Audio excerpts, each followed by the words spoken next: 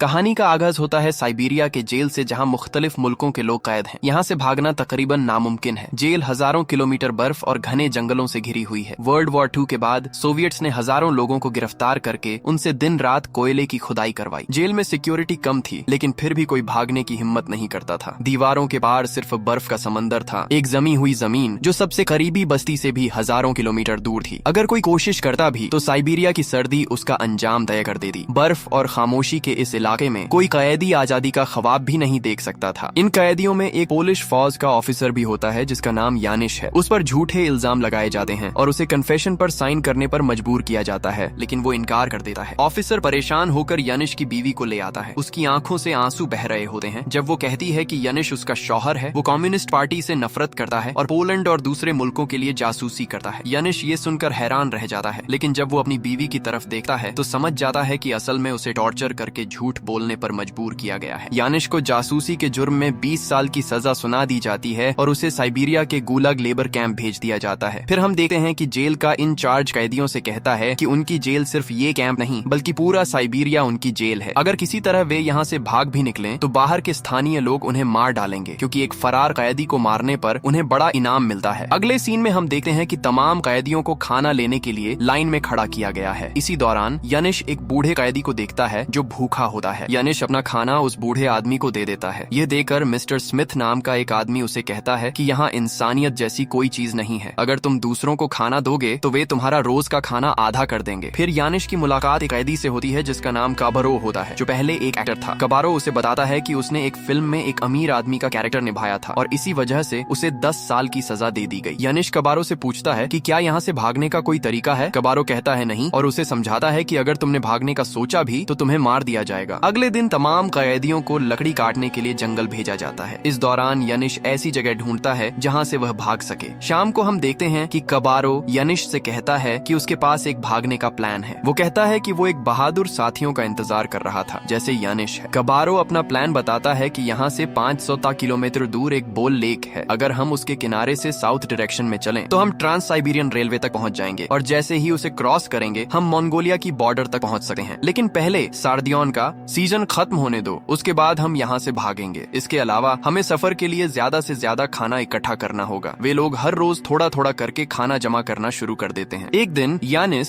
Mister Smith और कुछ और कैदियों को कोल माइन में काम के लिए भेजा जाता है, जहाँ जिंदा रहना बहुत मुश्किल था। इस दौरान यानिस को हेलुसिनेशंस होने लगते हैं और उसे अपना घर दिखाई देता है। ये देखकर यानिस अपने घर की तरफ चलने लगता है। उसी वक्त एक गार्ड उस पर गोली चलाने वाला होता है, लेकिन मिस्टर स्मिथ उसे पकड़ लेता है और उसकी जान बच जाती है। यहाँ यानिस मिस्टर स्मिथ को काबारो के भागने वाले प्लान के बारे में बताता है। ये सुनकर मिस्टर स्मिथ कहता है कि काबारो के पास कोई एस्केप प्लान नहीं है, उसने तुमसे झूठ बोला है। काबारो नए कैदियों से ऐसे बातें करता रहता है। अगर तुम वाकई यहाँ से भागना चाहते हो तो मैं तुम्हारे साथ हूँ। यानिश पूछता है, तुम मेरे साथ भागना क्यों चाहते हो। ये सुनकर मिस्टर स्मिथ कहता है, तुम अच्छे इंसान हो, तुम्हारे अंदर इंसानियत है जो मेरे काम आ सकती है। अगर रास्ते में मेरे साथ कुछ हो गया तो मुझे यकीन है कि तुम मेरी मदद करोगे। एक रात बहुत तेज बर्फ का तूफान चल रहा होता है। ये देखकर यानिश काबारो से कहता है, आज रात यहाँ से भागने का सही वक्त है, क्योंकि बर्फ का ये तूफान हमारे फुटप्रिंट्स मिटा देगा और गार्ड्स हम तक नहीं पहुंच पाएंगे। लेकिन काबारो कहता है कि आज रात भागने का सही वक्त नहीं है। हमने न तो इतना खाना इकट्ठा किया है और न ही तैयारी मुकम्मल हुई है। वहाँ मौजूद एक रशियन क्रिमिनल कैदी जिसका नाम वल्का होता है, उनकी बात सुन लेता है। ये सुनकर वाल्का यानिश को धमकाता है कि वो भी उनके साथ भागना चाहता है। यानिश मजबूरन मान जाता है। उस रात यानिश, मिस्टर स्मिथ, वल्का और 7 और कैदी मिलकर भागने की तैयारी करते हैं। काबारो मना कर देता है, कहता है कि अभी तैयारी मुकम्मल नहीं हुई। भागने के लिए सबसे पहले वे जनरेटर बंद करते हैं जो सिर्फ 10 मिनट के लिए बंद रहता है। फिर वे वायर काट कर जंगल की तरफ भाग जाते हैं। जब गार्ड्स को पता चलता है कि कुछ कैदी भाग गए हैं तो वे भी जंगल में उनकी तलाश के लिए निकल पड़ते हैं। लेकिन तेज बर्फ के तूफान की वजह से कैदियों के फुटप्रिंट्स पहले ही मिट चुके होते हैं, जिससे गार्ड्स के लिए यह समझना मुश्किल हो जाता है कि वे किस डायरेक्शन में गए हैं। यह देखकर गार्ड्स जंगल में कुत्तों को छोड़ देते हैं ताकि वे उन्हें ढूंढ सकें। दूसरी तरफ बर्फ का तूफान कैदियों के लिए आगे बढ़ना बहुत मुश्किल बना देता है, लेकिन वल्का की छुरी की मदद से वे पेड़ की फेस मास्क बना लेते हैं। उसके बाद वे आगे बढ़ते रहते हैं। सुबह तक वे कैंप से बहुत दूर निकल चुके होते हैं, जहां गार्ड्स के आने का कोई चांस नहीं होता। अब वे किसी जगह बैठकर अपना सारा खाना इकट्ठा करते हैं, जो सिर्फ कुछ हफ्तों के लिए काफी होता है। थोड़ी देर आराम करने के बाद वे दोबारा अपना सफर शुरू करते हैं। उन्हें साउथ की तरफ बोला ले के रास्ते से मंगोलिया की बॉर्डर तक पहुंचना होता है, जिसमें अभी भी कई दिन लगने वाले होते हैं। वे सफर जारी रखते हैं और रात होने पर जंगल में आराम करने के लिए रुक जाते हैं। आग जलाने के लिए सब सब लकड़ी तलाश करने निकलते हैं। उनमें से एक लड़का जिसका नाम काजिक्स होता है रात को देख नहीं सकता था और ये बात सिर्फ उसके एक दोस्त को पता होती है। काजिक्स जंगल में लकड़ी ढूंढते हुए रास्ता भटक जाता है। जब सब लोग लकड़ी लेकर वापस आते हैं तो उन्हें काजिक्स नजर नहीं आता, इसलिए सब मिलकर उसे ढूंढने निकलते हैं, लेकिन वह कहीं नहीं मिलता। उन्हें काजिक्स कहीं भी नहीं मिलता। सुबह होती है तो वो देखते हैं कि काजिक्स पास ही बैठा हुआ था, लेकिन बदकिस्मती से वो शदीद सर्दी की वजह से जमकर मर चुका था। ये देखकर सब उदास हो जाते हैं। यानिश कहता है आज एक आजाद आदमी मर गया। वो काजिक्स को आखिरी गुड बाय कहते हैं और उसको दफन कर देते हैं, फिर अपना सफर जारी रखते हैं। हम देखते हैं कि उनके सफर के कई दिन गुजर जाते हैं और इस दौरान उनका खाना खत्म हो चुका होता है। भूख मिटाने के लिए वो कीड़े खाते हैं। दरअसल उन्हें बॉल लेक तक एक हफ्ता पहले ही पहुंच जाना चाहिए था, लेकिन रास्ता भटक जाने की वजह से वो अभी भी बॉल लेक से काफी दूर थे। एक रात जब सब सो रहे होते हैं तो उन्हें जानवरों की आवाज सुनाई देती है। वो देखने के लिए करीब जाते हैं और देखते हैं कि भेड़िए अपना शिकार खा रहे हैं। ये देखकर वो भेड़ियों को भगा देते हैं और उस शिकार का गोश्त खाते हैं, जिससे उन्हें कुछ देर के लिए सुकून मिलता है। अगली सुबह यानिश सबसे कहता है कि वो अकेला बॉल लेक ढूंढने जा रहा है। अगर वो एक हफ्ते तक वापस ना आए तो समझना कि वो मर गया है। फिर यानिश अकेला सफर पर निकल पड़ता है। बहुत मुश्किलों और तकलीफों के बाद तीसरे दिन वो बॉल लेक देख लेता है। फिर यानिश वापस आकर सबको बताता है कि बॉल लेक यहाँ से सिर्फ एक दिन की दूरी पर है। इस वक्त तक यानिश की तबीयत बहुत खराब हो चुकी होती है, इसलिए सब मिलकर उसका ख्याल रखते हैं। अगले दिन वो सब बॉल लेक की तरफ निकल पड़ते हैं। इस दौरान वो देखते हैं कि एक लड़की उनका पीछा कर रही होती है। वो लड़की उनसे कहती है कि वो रशियन से भाग रही है और कई दिनों से भूखी है। वो उनसे गुजारिश करती है कि उसे भी साथ ले चलें। यानिश और मिस्टर स्मिथ उस लड़की की मदद करना चाहते हैं, लेकिन बाकी लोग उसे साथ ले जाने से मना कर देते हैं, क्योंकि उनके पास भी इतना खाना नहीं होता कि वो एक और इंसान को खिला सकें। इसलिए वो लड़की को पीछे छोड़कर आगे बढ़ जाते हैं। जब वो बॉल लेक के किनारे पहुंचते हैं तो देखते हैं कि एक जानवर दलदल में फंसा हुआ है। वो उसे मारकर खाना बनाते हैं, जिससे उन्हें कुछ दिनों का खाना मिल जाता है। मिस्टर स्मिथ उस लड़की को साथ ले आता है। वो उसे खाना देते हैं और अपने ग्रुप का हिस्सा बना लेते हैं। उसका नाम अरीना होता है। अगले दिन नहाने धोने के बाद वो दोबारा सफर जारी करते हैं। सफर के दौरान अरीना सबके साथ अच्छा रिश्ता बना लेती है। कुछ और दिन चलने के बाद वो ट्रांस साइबेरियन रेलवे के पास पहुंचते हैं, जहां से मंगोलिया की बॉर्डर तक 5 या 6 दिन का सफर रह जाता है। क्योंकि दिन के वक्त वहां लोग और पुलिस होती है, इसीलिए वो फैसला करते हैं कि ट्रांस साइबेरियन रेलवे को रात के वक्त क्रॉस करेंगे। शाम होते ही वो मंगोलिया की बॉर्डर की तरफ निकल जाते हैं,